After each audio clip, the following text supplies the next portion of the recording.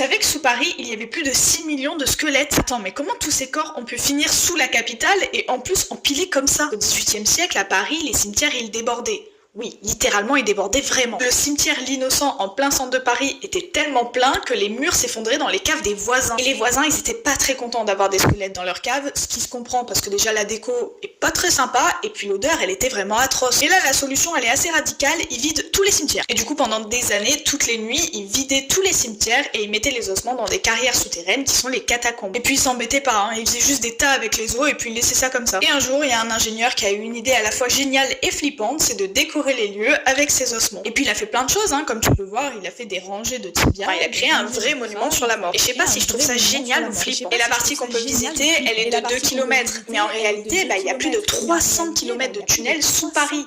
Alors c'est interdit parce que c'est très dangereux et en plus tu pourrais t'y perdre. Et d'ailleurs à l'entrée sur la